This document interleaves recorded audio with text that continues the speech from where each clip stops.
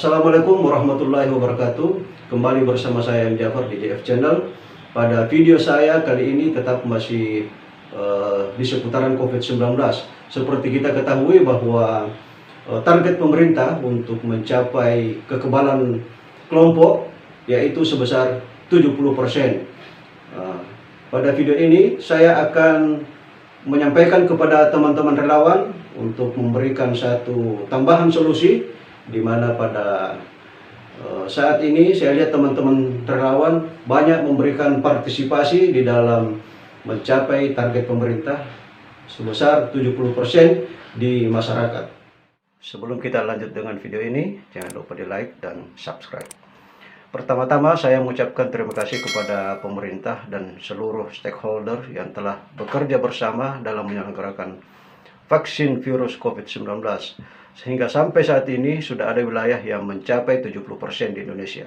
Dan di kota Makassar sendiri per hari ini, 28 Agustus 2001, masih di angka 45%. Patut kita syukuri bersama bahwa angka tersebut merupakan hasil kerja keras pemerintah dan para relawan seperti komunitas, kelompok profesi dan ormas, serta yayasan dan kelompok pemerhati sosial lainnya. Teman-teman sekalian, kita ketahui bersama bahwa herd immunity atau kekebalan kelompok atau kekebalan kawasan adalah merupakan target pemerintah. Dan untuk sampai kepada situasi tersebut, maka kita harus mencapai minimal 70% warga Indonesia yang mendapatkan vaksin. Nah, yang ingin saya kemukakan di sini adalah terkait banyaknya kelompok sosial yang menyelenggarakan vaksin massal di tempat-tempat umum. Tentu kelebihannya adalah mempercepat tercapainya target vaksin. Namun perlu diperhatikan bahwa tempat vaksin massal itu biasanya jaraknya jauh dari lokasi domisili warga tertentu yang ingin melakukan vaksin. Dari awal kami mengarahkan dan meregistrasi warga bekerja sama dengan pengurus posyandu untuk melakukan vaksin di puskesmas. Dan sampai saat ini sering mendapat pertanyaan dari warga terkait di mana dan kapan lagi ada vaksin. Belum lama ini, karena di wilayah kami stok vaksin habis, saya ada pengalaman mengarahkan warga ke suatu mall sesuai informasi dari medsos. Setelah warga tersebut tiba di lokasi, ternyata sesuai penjelasan security mall itu tidak ada penyelenggaraan vaksin di sana. Waduh, inilah kelemahannya. Sudahlah jauh lokasinya, tidak akurat pula informasinya. Kalau kejadiannya seperti ini, kemana warga harus mengadu? Siapa yang dikomplain? Pemerintah kah? Relawan kah? Atau berita hoax? Kenapa kita tidak mengambil contoh dari TNI dan Polri? Mereka menggerakkan Babinsa, Bimas yang ada di tingkat kelurahan dan mengarahkan warga untuk melakukan vaksin di lokasi yang telah ditentukan oleh masing-masing lembaganya. Namun di sini saya ingin lebih fokus lagi menyampaikan atau memberikan tawaran solusi kepada kita semua agar penyelenggaraan vaksin oleh teman-teman relawan itu dilaksanakan di wilayah kelurahan masing-masing kota. Tujuannya adalah agar pemerintah setempat bisa memantau warganya. Yang kedua, mempermudah masyarakat karena jaraknya lebih dekat. Yang ketiga, menghindari berita hoax.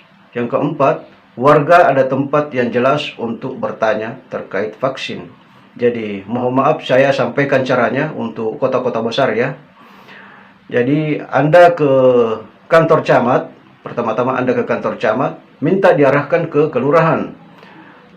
Di kelurahan koordinasi dengan lurah setempat dan lurah akan mengarahkan RT RW mencatat warganya untuk vaksin.